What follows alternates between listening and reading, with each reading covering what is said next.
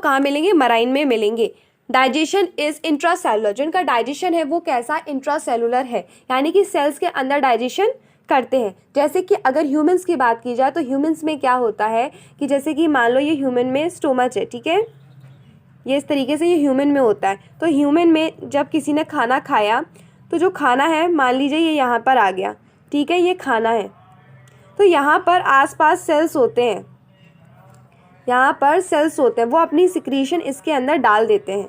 वैसे ही small intestine होता है ह्यूमंस में, तो जो पैनक्रियाज होते हैं, लीवर होता है, ठीक है, गॉल ब्लैडर होता है, ये सारे अपनी सिक्रीशन है इसके अंदर डाल देते हैं, स्मॉल इंटेस्टाइन के अंदर डाल देते हैं। तो वो अपनी ग्लैंड्स जो सिक्रीशन है उसके अंदर डाल देते हैं, किसके अंदर, स्मॉल इंटेस्टाइन के अंदर। ऐसा ह्यूमंस में होता है, बट ऐसा स्पॉन्जेस में नहीं होता है, ठीक है। ह्यूमंस का समझ में आया, लेकिन ऐसा स्पॉन्जेस में नहीं होता। स्पॉन्जेस में क्या होता है, जब कॉलर के ऊपर, यानी जो कॉलर सेल्स है इनके ऊपर से पानी निकलता है, ये जो इस तरीके से इनकी डिज़ाइन है सेल्स के ऊपर की, ठीक है, ये वाली जो डिज़ाइन है इसके ऊपर से जब पानी निकलता है तो वहाँ से फूड कैप्चर कर लेते हैं, वहाँ से क्या करते हैं, अपने खाने को कैप्चर कर लेते हैं और फूड को डाइजेशन कर लेते हैं।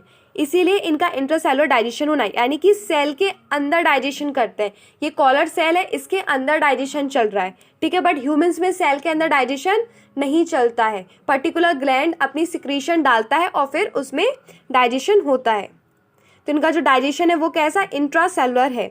The body is supported by skeleton, इनकी जो बॉडी है उसे सपोर्ट किया जाता है एक स्केलेटन के थ्रू, जो किसके थ्रू बना होता है, किससे बना रहता है, स्पिरिचुअल्स और स्पॉन्जिन फाइबर से बना होता है। जो स्पॉन्जिन फाइबर होता है वो प्रोवाइड करता है सपोर्ट और made up of protein fibre, protein fibre का ये बना होता है। और जो स्पिरिचुअल्स होते हैं, ठीक है, ये कैल्शियम कार्बोनेट के चावल जैसे दाने होते हैं, ये भी सपोर्ट देते हैं। मतलब इनका बेसिकली क्या काम है, दोनों का सपोर्ट देने का काम है। ये एक प्रकार का स्केलेटल सिस्टम है इनका जो कि इसको सपोर्ट दे रहा है। अब अगर हम बात करें स्पॉन्जेस की, तो जो स्पॉन्जेस होता है उसमें जो रिप्रोडक्शन होता है वो दो तरीके का होता है, एसेक्सुअल भी होता है और सेक्सुअल रिप्रोडक्शन भी होता है। तो एसेक्सुअल रिप्रोडक्शन फ्रेगमेंटेशन के थ्रू होता है और सेक्सुअल रिप्रोडक्शन इंटरनल फर्टिलाइजेशन के थ्रू होता है। यहाँ पे फॉर्मेशन ऑफ गैमेट्स होते हैं यहाँ पे, यानी कि जो गैमेट्स हैं वो बनते हैं। और जो इंटरनल बड फॉर्म होती है वो सिर्फ पॉरीफेरा में ही फॉर्म होती है, इंटरनल बड।